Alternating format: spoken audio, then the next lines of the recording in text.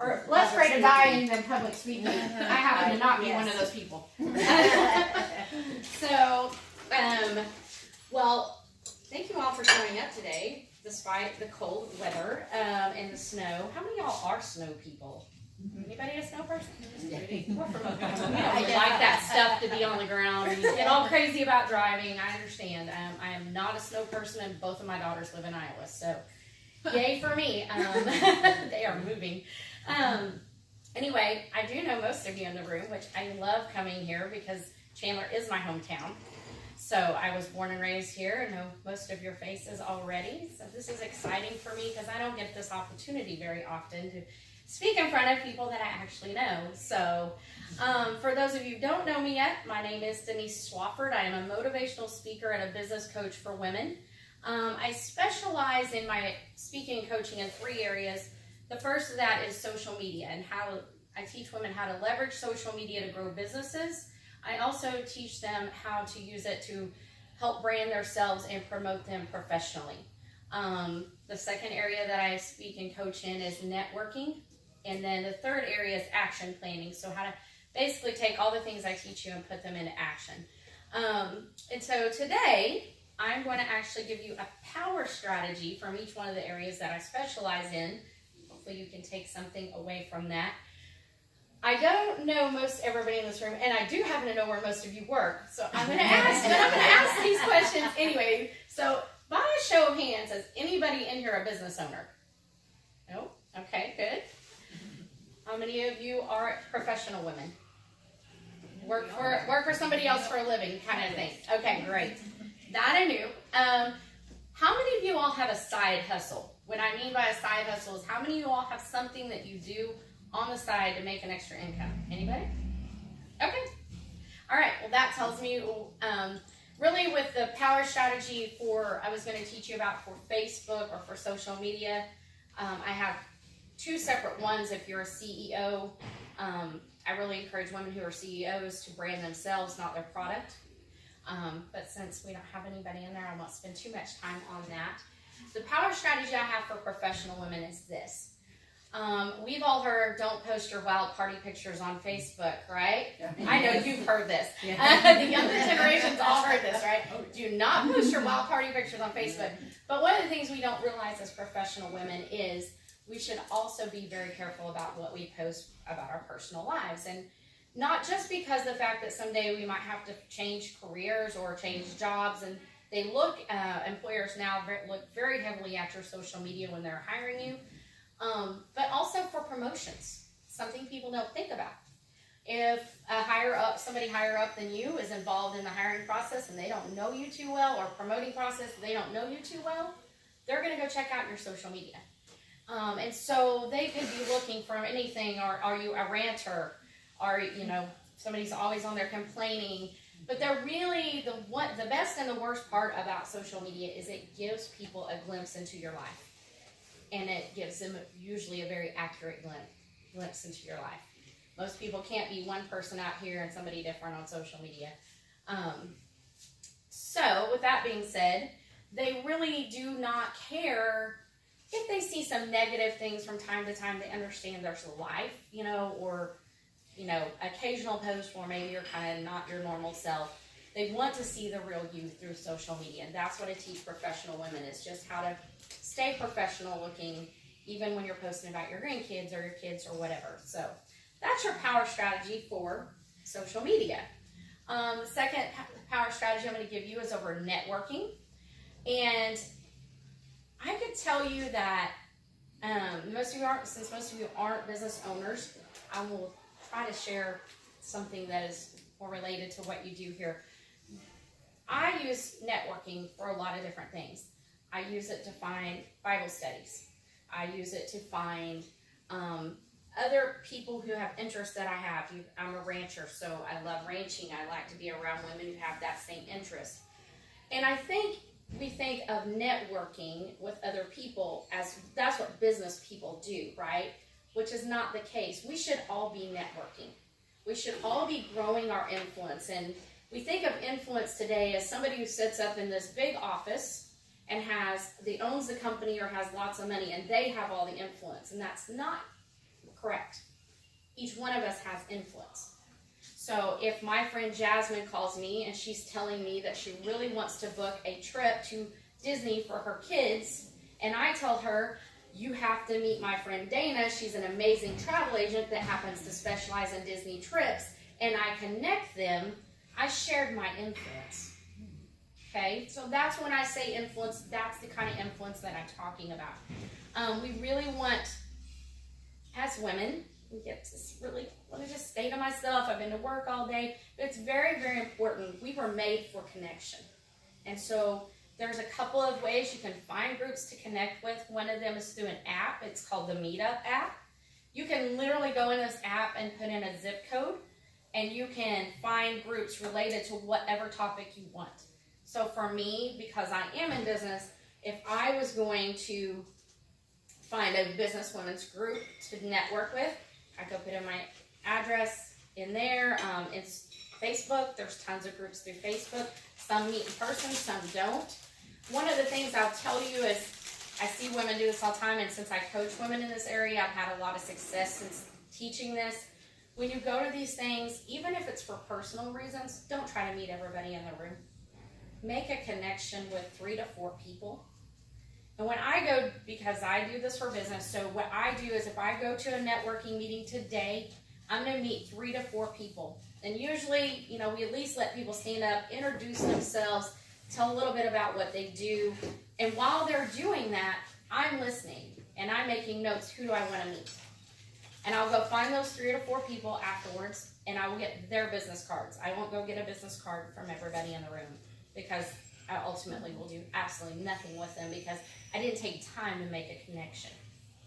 And so I will take those 3 to 4 business cards, and the next day I will call and schedule a face-to-face lunch, coffee, or something with 2 out of 4 of those people. The people that I don't schedule something with, just because usually the people I meet are out of my area, and so time doesn't always allow me to have that many face-to-face during the month, I will take that time with the other 2 I don't have a face-to-face with, and I will schedule a phone call. And I'll just get to know them over the phone. But doing that has increased my connection to people, my influence tremendously. And it is amazing the doors that has opened on a personal level, not just a business level. So I highly, highly encourage you as women to make those connections and do that networking, as I like to call it. The third tip I'm going to give you today is over action planning. When you come and you sit and you listen to speakers talk, you read a book, you go pay to do a webinar, whatever, you take in information. Anywhere you're taking in large amounts of information, maybe it's at church, maybe it's in a Bible study. How do you process all the information that you get in large sums? You can't. You can't. You cannot apply everything you learn. You will drive yourself crazy. I've tried to do this. It's crazy. I've tried to take a book that I love and outline my day by this book, and that made me nuts. So one of the things I learned through that process was if I take one thing from everything I participate in and I apply it the next day. So if I read a book today, John Maxwell, I'm a trainer for John Maxwell, and one of his books is Everyone Communicates, Few Connect. Go figure, connection, huh? Y'all get that? To me, that's what I do. But every time I've read that book several times, I've listened to it on audio, but every time I take something different away from that book. It's like the Bible. I know most of you already mentioned this, so I feel comfortable saying this here. Every time you read it, it can apply differently, right? Mm-hmm. So every time you read a book or you go to a seminar, take one thing from that day that you learned and apply it the very next day. That's the best way to use what you learn. Because if not, I need to apply all these things, you'll really end up applying nothing because you're overwhelmed. And we have enough struggle with that as women anyway, with too many things going on in our life. So take one thing that I taught you about action planning or social media, and if you apply it tomorrow, the bonus is you will have actually applied 2 of the things you learned today. So, Does anyone have any questions for me about any of that? I don't know if this is a question. Okay, It's go ahead. sort of a question in my mind.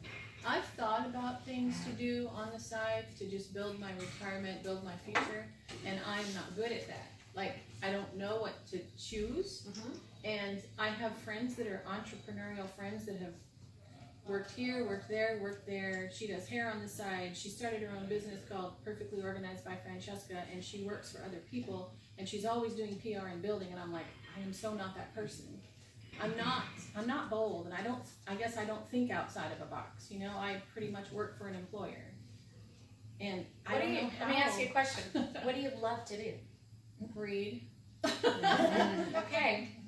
So what are some things that you might do that have And walk on the beach, but I don't think that's you don't think you can make a living picking up seashells and making something? That might be where I'd go with that. That is actually, I didn't tell this part of my story, but that's actually where I started. Now, I'm a serial entrepreneur. This is not new to me. Everybody in this room knows I've had multiple businesses over the year because I'm kind of a business junkie. It's really a bad habit. But I've learned a lot. So one of the things that, the way I got to where I'm at, it's taken me 15 years. I knew 15 years ago when I gave my life to Christ, I knew almost immediately what he told me my calling was. It took 15 years for me to get here. I just launched this back in August because I knew my job was to be a mom, and you cannot be a speaker and be at home. You travel. So it was never an option for me. But over the years, I've paid attention and I've learned, and I actually thought, I started on this to tell you, I actually thought my calling was to help women figure out what their spiritual gifts were and how to use them. That's been what I thought it was. Until August when God said, no, you're going to speak to Christian businesswomen. And I was like, oh, okay, change of plans. So I would encourage you to pay attention to what you're passionate about and see what's out there. Research it, get online. I mean, part of the reason I like to build businesses is I like that beginning phase. I like to start new things. So I'm always like, ooh, I could do this, I could do this. But I just encourage you to look and see what other people are doing with the passions that you have. And you might be amazed. It might not look, spiritual gifts don't always look spiritual is what I tell women when I speak to faith-based groups. Okay? So the woman in the kitchen cooking is just as important as the woman playing the piano. So don't think like your friends who don't have the same gifts as you. Look at people like you. That makes sense. So, thank you. You're welcome. Anyone else? Question, comment, suggestion? Yes, ma'am. I have tried several different business, quote unquote, ventures, and find that I just don't complete them, and they just fall through.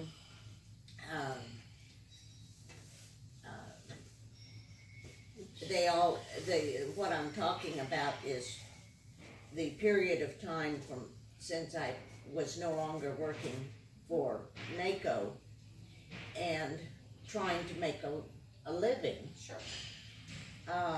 And I was on the internet and had started up a couple of businesses, and I didn't follow through with them. I mean, I even got to the point of having my website up.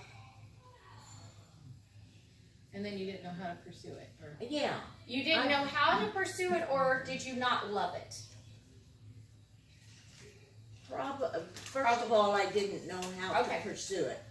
And I think if I had really loved it, I would have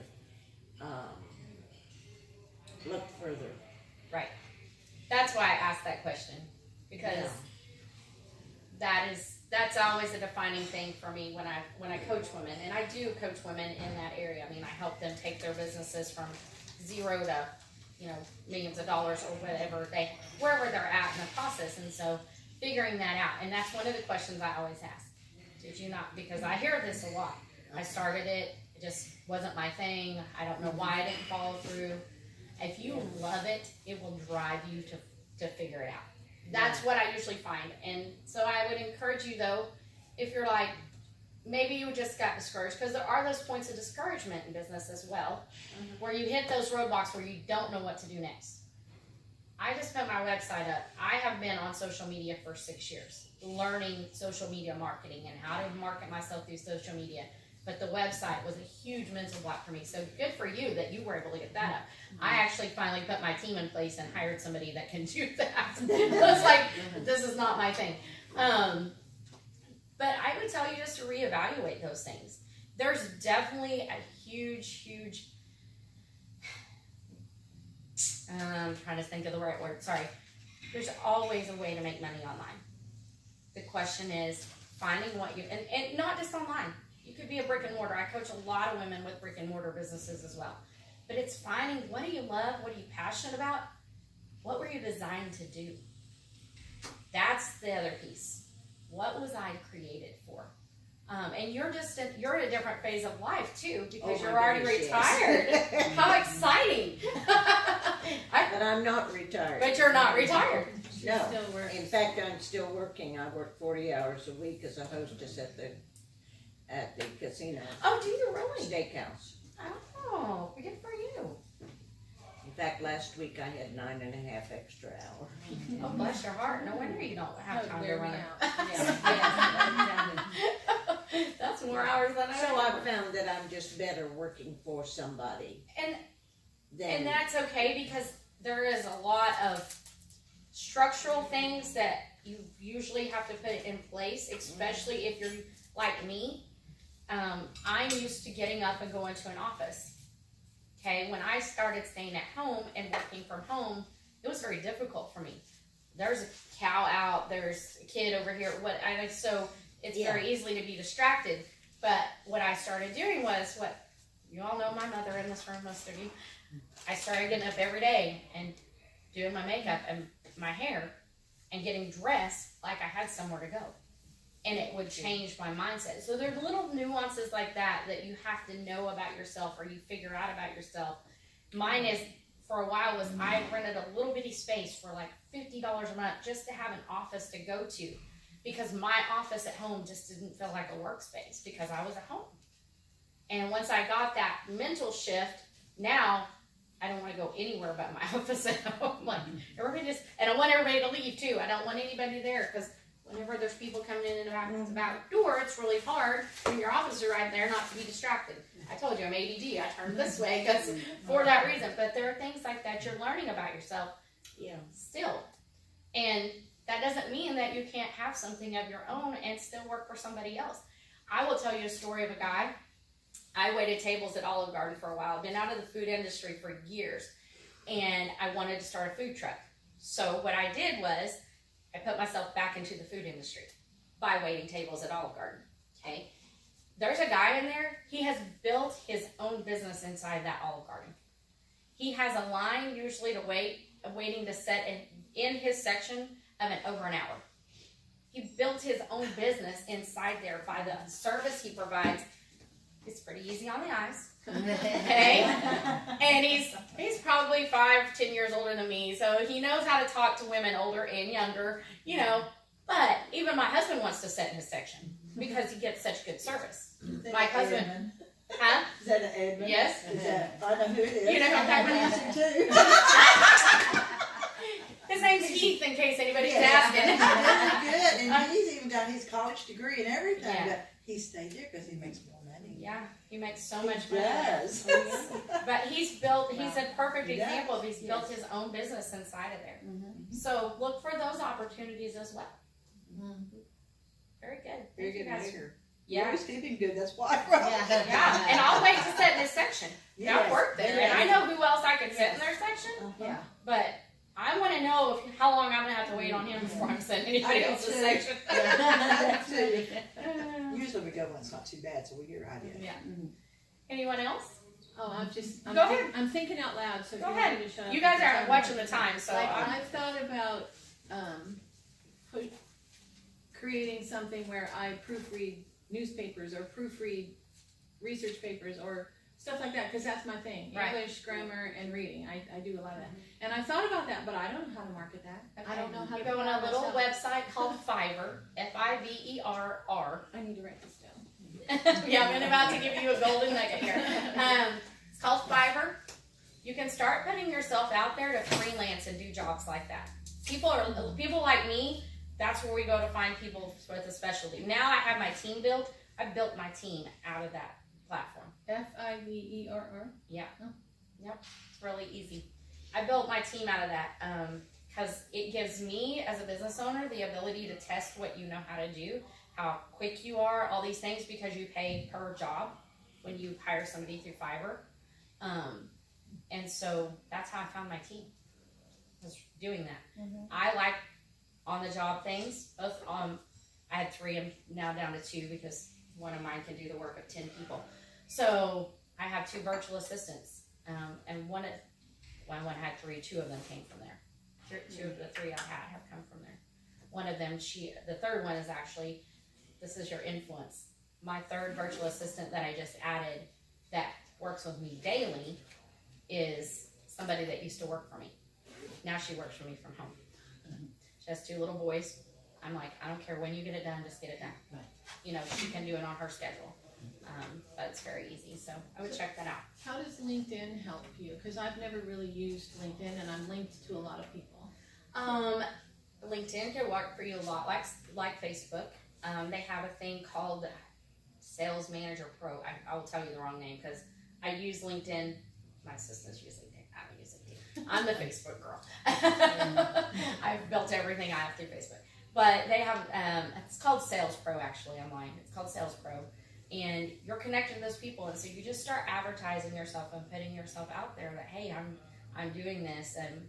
But that's actually one of the things in my coaching that I do is take you through what that process looks like. So if you're interested, I offer a free 30-minute strategy call to see if it's something that, you know, works for you. But I think that that's a great thing to do if your gift is reading, because mine is not writing, and I always have to have proofreaders. I think that would be great for you. Okay, thank you. You're welcome. Appreciate that. Yeah. Anyone else? Yeah? Okay. Well, thank you all so much for having me today. It's been a pleasure to be here. Like I said, love being in my hometown. I've only been in this place like once, so I was pretty excited to get to come back. But I'm going to let you guys have those. If you shouldn't have any questions over anything that we covered today, or any other questions, then I can help you. Thank you. You are welcome. Here you go, young lady. You might need that. Awesome. She does one-on-one with people outside of these group things. She's got a wide resume.